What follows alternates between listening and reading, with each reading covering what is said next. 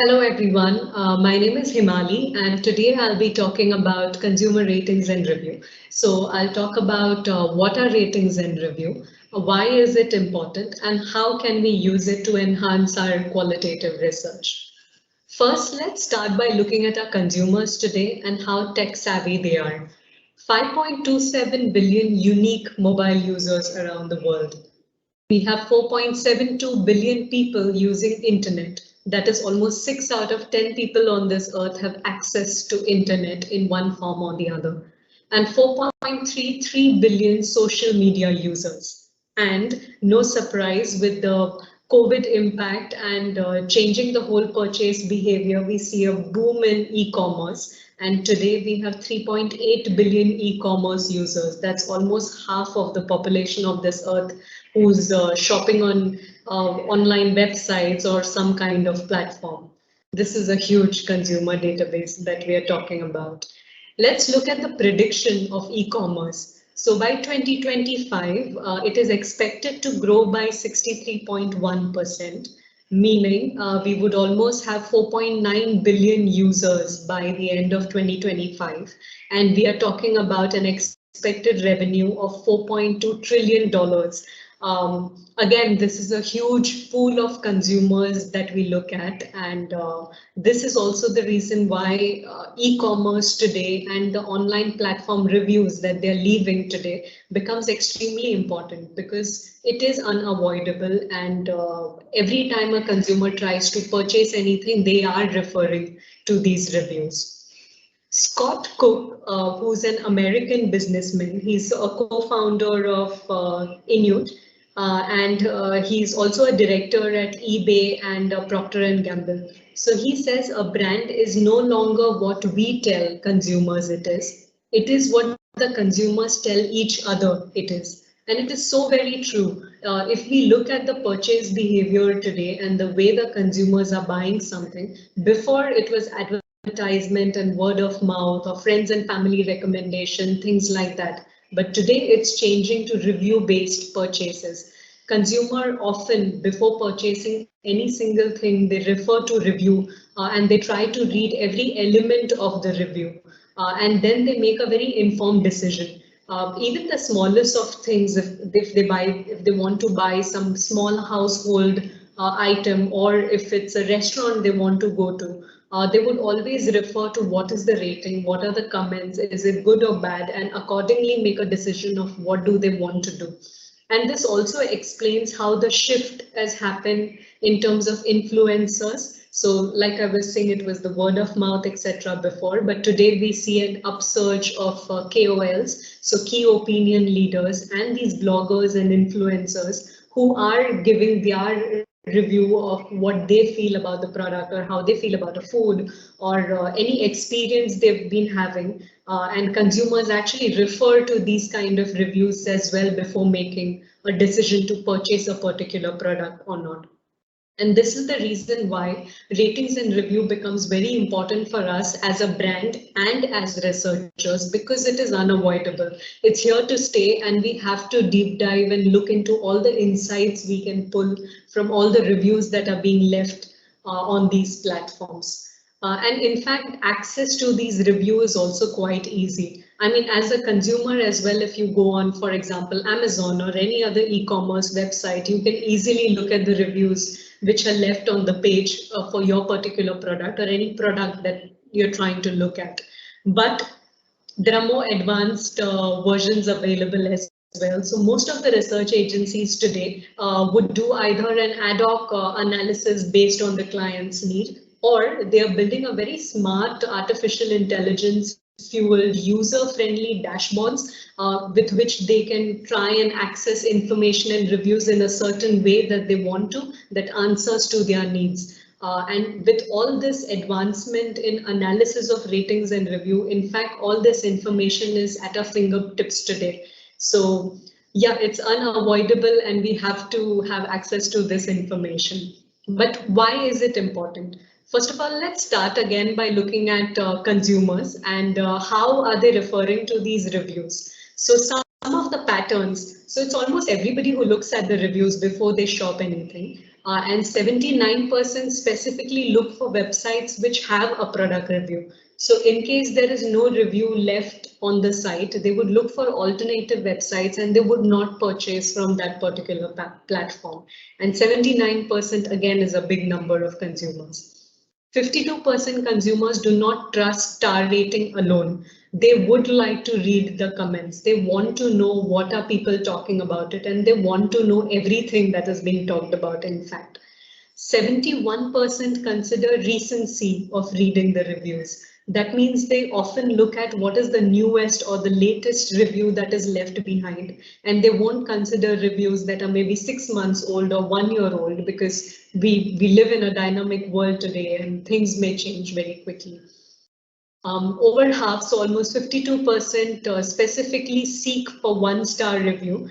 And in fact, 46% are very suspicious of 5 out of 5 rating. This is a very peculiar and interesting behavior from consumers. 1-star rating particularly is because they want to see in case there are any flaws in the product or the whole experience. They want to know about it upfront.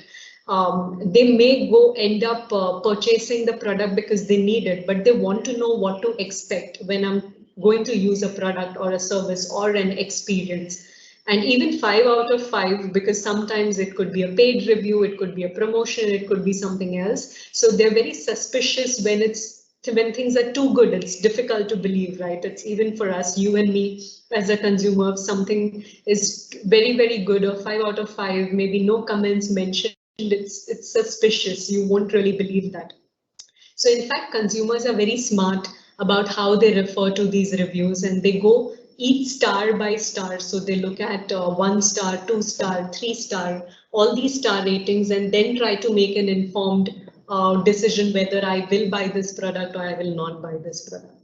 So what does this mean for the brands? For the brands, like I was saying, either through research agencies or through dashboards or simply by going through these e-commerce websites, they get to know where are they positioned. So they get to know their star rating. They also get to know a competition overview in terms of, so if I am at 4.2, maybe a brand X is at 4.5, a brand Y maybe 3.5, etc. So they understand their position versus all these different players into the market. And the best part is they also hear it from the consumers directly. And they get to know what are they talking about, what are they liking in the product, what are they disliking in the product. Is there a problem in the product or a service that they need to fix? Is there something on a very urgent basis they need to figure out and provide to the consumers? So basis all this information, they can very quickly take a decision on, for example, do I need to change my communication? Maybe they do not understand what I'm trying to deliver, or my claims that I'm making are not very clear enough. Or is there a flaw in the product itself? Maybe I need to renovate and change my product or a service completely. Or there is a problem with the pack, or there are not enough samples, I need to fix my supply chain, so on and so forth. So simply by access to these reviews, they get to know all these aspects, and they can do a quick fix into the problem and ensure that their consumers at the end of the day are happy. And what does it mean for us, for researchers? So we have pool of very, very precious insights. First of all, and most important, is consumer language. So again, because we are hearing and we are trying to read directly what are they talking about, we get to know how they talk, what language are they using, what topics or what attributes are they using or associating with a benefit. And this is very precious to read between the lines and really interpret what are they trying to say. Also, we get to know the category overview. Like I was saying before, we understand who are the top players into the market, but we also get to know who are the most trending brands. So with the purchase behavior, we see that probably brand A has been trending a lot and people have been buying this particular brand very frequently in the last week. And similarly, we also get to know topics or ingredients that are trending and what are consumers looking for, talking about, etc. We also get to know the key strength and weakness of our product because consumers talk about what they like, what they dislike. So we can do kind of a mapping exercise and see where we stand versus what competition stands for, and in case there are any gaps that we need to fill. We also understand drivers. So what really is driving a 5-star rating versus what drives a 1-star rating. And this becomes very important for brands because then they kind of know whether there is a problem or where there is a problem that they need to fix it. First of all, if at all there is a problem, that also will get highlighted through simple overview of this analysis. And yeah, it will also give you a hint of, or rather some kind of actions into what can we do now, or how can we be more competitive, or how can we keep our consumers happy day in and out. And this kind of analysis, in fact, also becomes an alternative to quite an expensive research like competitiveness or category overview, or when we are trying to do deep dive to better understand the brand imagery or the brand performance in the market, or we are trying to understand concept and use kind of tests. So ratings and review can become an alternative to these kind of methodologies as well. Let's look at one of the case study in terms of how can we practically implement ratings and review and change the qualitative process flow. So this is a dummy example that I've built in. So just to give the background, we are talking about a brand called AAA. This is a lipstick brand. So in 2019, it was a market leader with 43% market share in Singapore. But since then, there has been a constant decline in its share. This is also because of COVID, because we understand that makeup usage has declined, and especially lipstick because people are wearing masks. So they're not really applying lipstick very frequently, and also they're not stepping out that often as they would do before. So today in 2021, its market share has dropped to 22%. And in the online e-commerce websites, it's positioned at number 10. So it's gone from number 1 to number 10. So now as a brand, I want to know what happened and how can I fix this? So the research objectives are pretty clear. We want to understand the category overview. So how has the behavior changed pre and post COVID? Also to understand why is this particular brand declining, or rather is it just this or everybody else declining, or there is someone else who's rising? And also to understand what are the strength and weakness of my product. And in case I need to do something about it, then what do I do about it? So with this kind of research objective, the most obvious kind of a design would be, let's start by doing maybe a UNA, a usage and attitude, or a listing kind of a short exercise to capture these habits and these behavioral changes of pre-COVID and post-COVID. So this will give me an impact on the category itself and the usage of the product itself. And then it would also get complemented, or a step 2 would be to do a qualitative research to deep dive into the brand itself, especially the performance of the brand in terms of with the current users and with lapsers, to see that what were the liking in the product, was there any issue, is there something they would like to change in the product, why did they stop using it, and so on and so forth. So typically with this sequential kind of approach, my first step is I'm trying to find answers. Then once I get the answer, I will build an action plan of what I need to do next. Once I have this action plan and solution in place, I will redo the research, and I would try to revalidate or do new kind of research to check if the hypothesis is working or not. And I will keep iterating till I find success or till it answers all my questions. So usually this approach is very time consuming. It's also research heavy. It's also money heavy. It's time consuming. So let's look at next, if we had access to ratings and review, how can we change this process and make it more efficient? So now let's say, let's assume I have the dashboard already. I have access to ratings and review dashboard, or I do an ad hoc analysis with my agency partners and try to understand everything I need to know about the lipstick category in Singapore. So once I have this information, actually most of my questions are already answered. I know where I stand in the market today. I know my rating. I know what consumers are talking about me. I know what consumers are talking about my competition.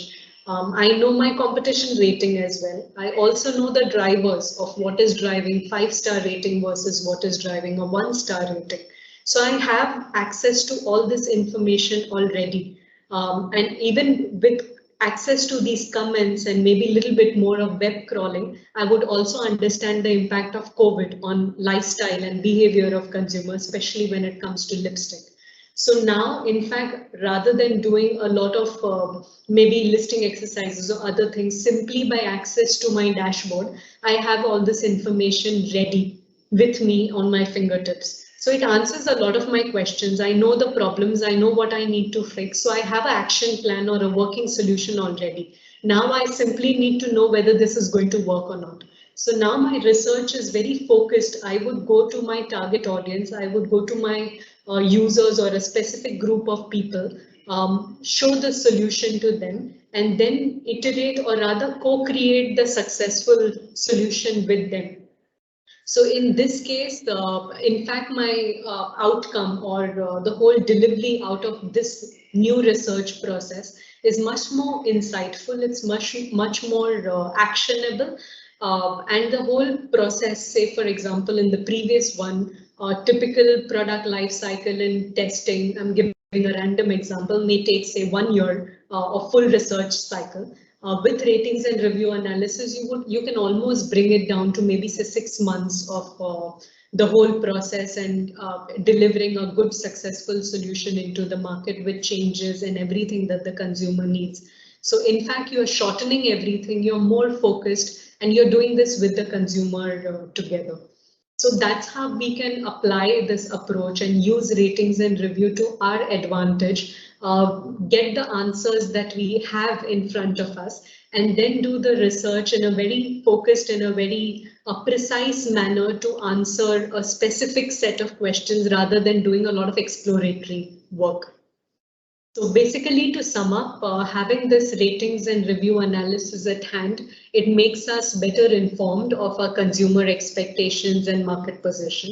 It increases our efficiency and effectiveness of this whole research flow. It actually shortens the entire process. It becomes less sequential. And we can draw very tangible and very actionable insights from our research. So we would actually have quick solutions, more consumer-centric solutions, because we are listening to them and we are building our solutions basis what they're trying to tell us. So with this, I hope you will be using ratings and review more in your research process, and you can incorporate it at any step of the process that you see necessary, and it will help you with the whole research flow. So basically, that's it from my side. I hope ratings and review fascinates you and excites you as much as it does to me. And now let's open up to any questions that you guys might have and I can help answer. Thank you so much.